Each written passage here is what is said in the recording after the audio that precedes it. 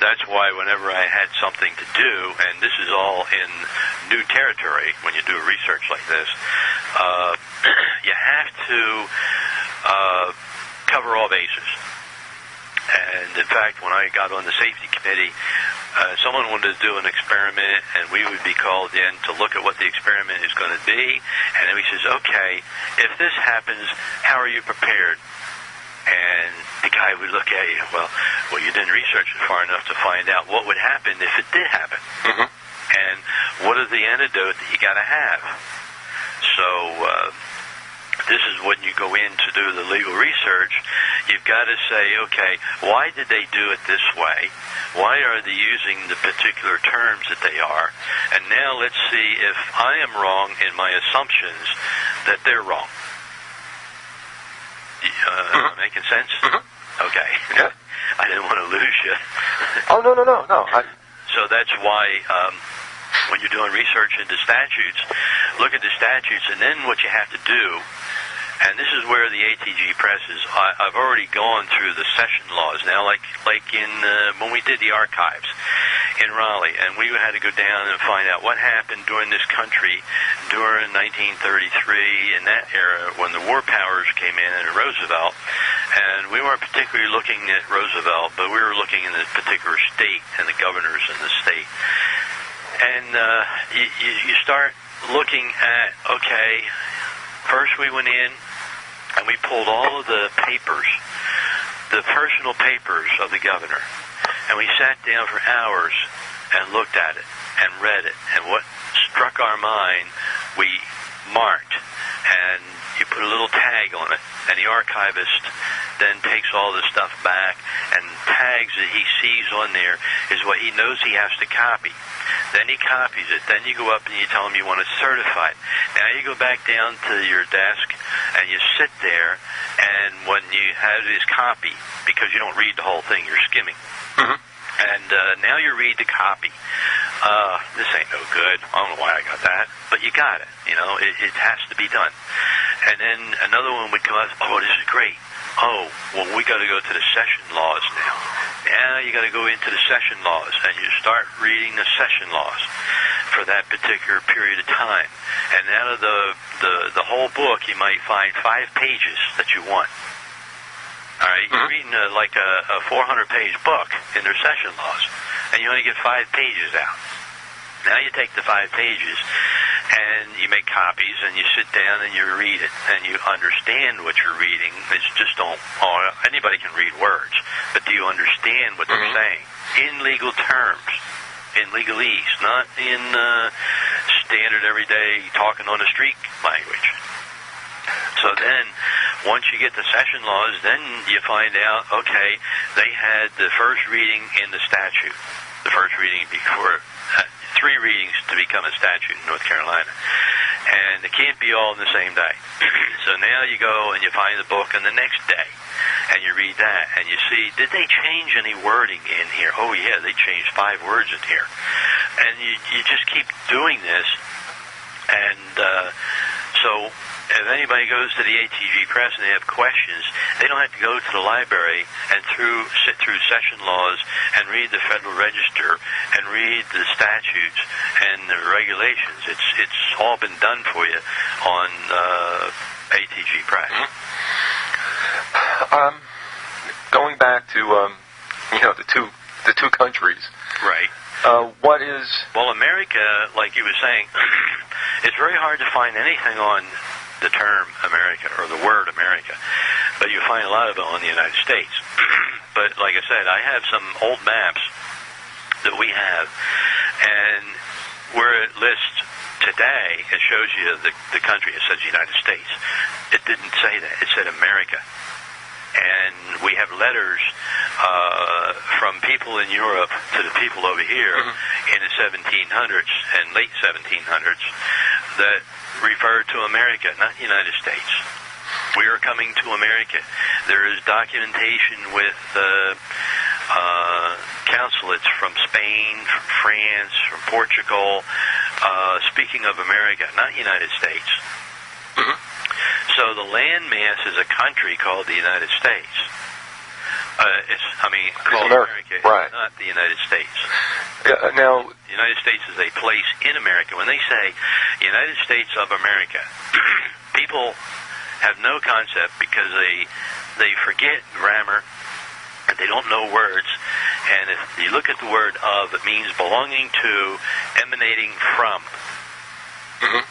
It's a derivative of the word "from." Are you not of your mother and father? Well, that means you came from your mother and father. You were produced from your mother and father. Okay? So when you look at the United States of America, it says the United States belonging to America. What's America? It's a country. What's the United States then? It's a place within the country. Okay. It's within America. Was this set out right from the very beginning since 1776? Nope. All right. Was this a 14th Amendment aftermath? Excuse me. Was that a 14th Amendment aftermath? No. They were called colonies. They weren't called states. Mm-hmm.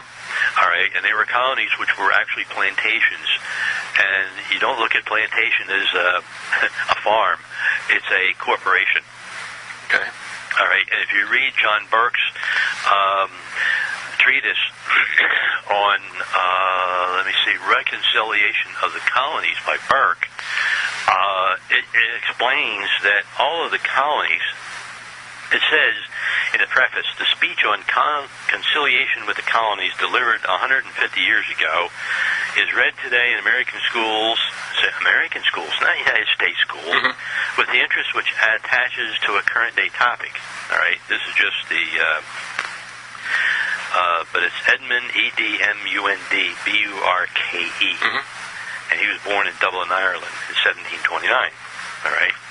And they talk about the English Constitution and the government, and it says they were familiar with that in the United States, and he's talking about the British Constitution and the United States Constitution. Didn't say American Constitution, and it didn't say England. England is a country. British is in the country, mm-hmm. and they keep going on with the colonies and the consolidation and everything, and they talk about plantation. I don't have the particular thing in front of me, but the book is called Burke on Conciliation with the Colonies, and it was March 22nd, 1775. So, and they were doing the conciliation because England still owned all the colonies, and the colonies were fighting him, and they broke away, supposedly broke away, but they didn't really break away because they were still corporations of the crown. mm-hmm. Yeah, this is why I always felt that, after a while, Great Britain or England might not have been all that concerned about shedding any more blood.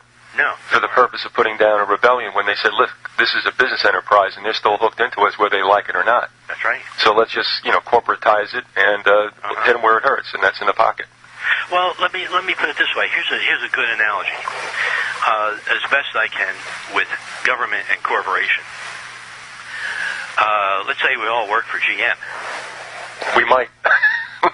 Okay. And, GM has got 5 divisions, right? Okay. Cadillac, Buick, Oldsmobile, Pontiac, with that. So each one of those divisions can run its own business.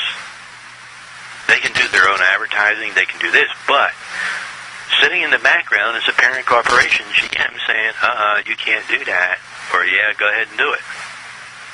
Well, let's look at this and let's say that we're all part and parcel of GM. Equate that to the United States, mm-hmm. to America, to British colonies, right? And we all decided that, hey, we don't like the way GM's operating, we're going to form our own corporation or our own divisions, and we're going to take it over.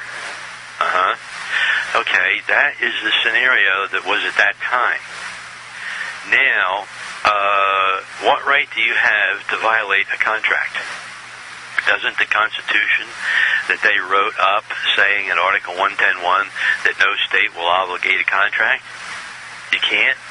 Or can you come in as an interloper, a third party, into a contract that your mother and father has with someone else and control it? No, you can't.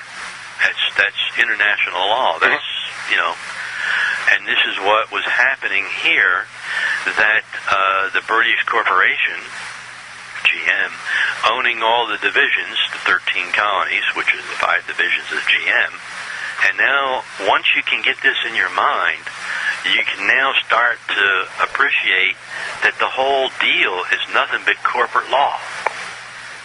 It's all corporations. Okay. It has nothing to do with free land and free this and free people and all that. If you work for GM, you have to follow GM research into statutes, look at the statutes, and then what you have to do, and this is where the ATG press is. I've already gone through the session laws now, like in when we did the archives in Raleigh, and we had to go down. Mm-hmm. And what is the antidote that you got to have? So this is when you go in to do the legal research. You've got to say, okay, why did they do it this way? Why are they using the particular terms that they are? That's why whenever I had something to do, and this is all in new territory when you do research like this, you have to cover all bases. And in fact, when I got on the safety committee, someone wanted to do an experiment, and we would be called in to look at what the experiment is going to be. And then he says, okay, if this happens, how are you prepared?